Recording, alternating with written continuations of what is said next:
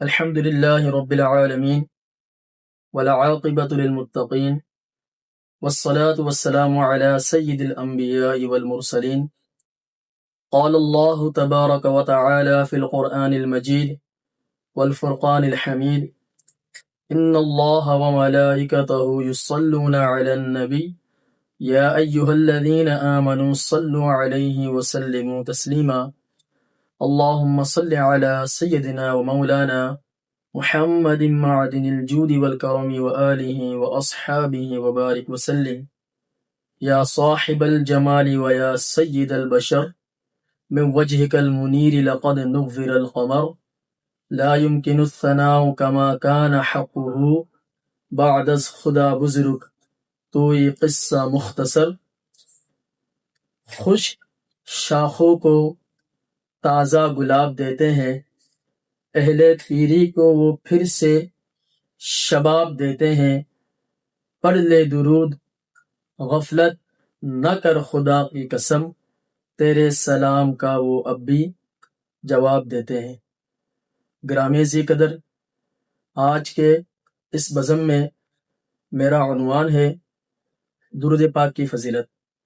اللہ تبارک و تعالی نے اپنے لاریب کتاب میں ارشاد فرمایا: ان اللہ و ملائکتہ یصلون علی النبی، بے شک اللہ اور اس کے فرشتے اپنے حبیب صلی اللہ تعالی علیہ وسلم پر درود پاک پڑھتے ہیں.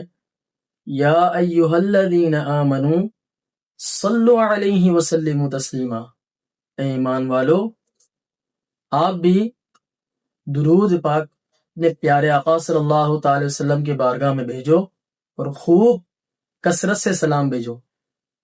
آقا کریم صلی اللہ تعالی علیہ وسلم نے ایک موقع پر فرمایا کہ من صلی علی واحدتا صلی اللہ علیہ عشرا، کہ جس شخص نے مجھ پر ایک مرتبہ درود پاک پڑھا، اللہ تبارک و تعالی اس پر 10 رحمتیں نازل فرماتا ہے.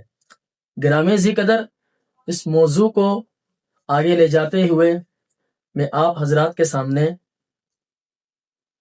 حضرت ابو حامد حجت الاسلام امام غزالی علیہ الرحمہ کے مایہ ناز کتاب مکاشفۃ القلوب میں سے درود پاک کی فضیلت پر ایک واقعہ نقل کرتا ہوں. حضرت سفیان ثوری علیہ الرحمہ فرماتے ہیں کہ وہ ایک مرتبہ خانہ کعبہ میں جو ہے طواف فرما رہے تھے کہ ایک نوجوان کو دیکھا، وہ بجائے خانہ کعبہ میں طواف کرتے ہوئے بجائے تسبیح و تہلیل کے آقا کریم صلی اللہ تعالی علیہ وسلم کی بارگاہ میں درود پاک جو ہے مسلسل پڑھے جا رہے تھے.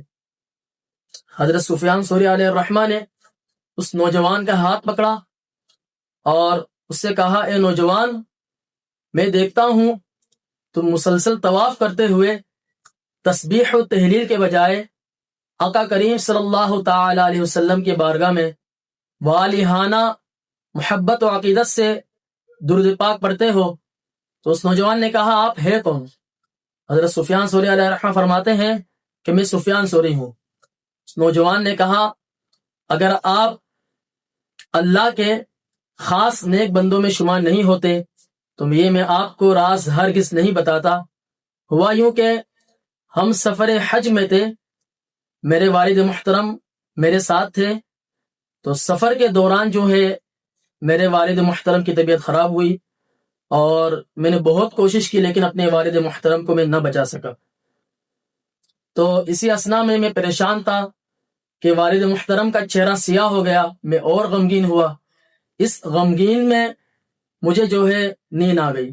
میں دیکھتا ہوں کہ میری مقدر جاگ اٹھی اور نہایت ہی سفید خوبصورت لباس میں ایسا حسین شخص کہ اس حسین شخص جیسا میں نے آج تک کسی کو نہ دیکھا.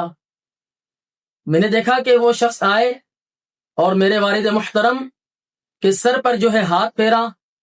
جیسے ہی اس نہایت نفیس خوبصورت لباس والے اور خوبصورت شخص نے میرے والد محترم کے سر پر ہاتھ پھیرا تو کیا ہی دیکھتا ہوں کہ میرے والد محترم کا سیاہ چہرہ سفید ہو گیا۔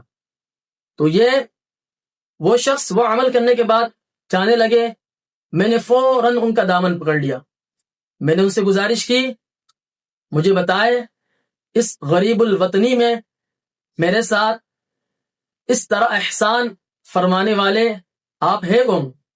تو اس شخص نے کہا کیا تم مجھے نہیں پہچانتے؟ تو اس بندے نے کہا، اس نوجوان نے کہا کہ نہیں۔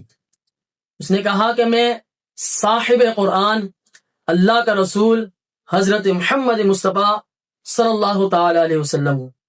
اس کے بعد جو ہے آقا کریم صلی اللہ تعالی علیہ وسلم نے فرمایا کہ تمہارے باپ مصیبت کے وقت میں تھے اور مجھے انہوں نے حالت مصیبت میں پکارا، اور جو شخص مجھے حالت مصیبت میں پکارتے ہیں میں اس کا فریاد رس ہوں، اور اس کی خاص وجہ یہ ہے تیرا باپ مجھ پر جو ہے کثرت سے درود پاک پڑھتا تھا۔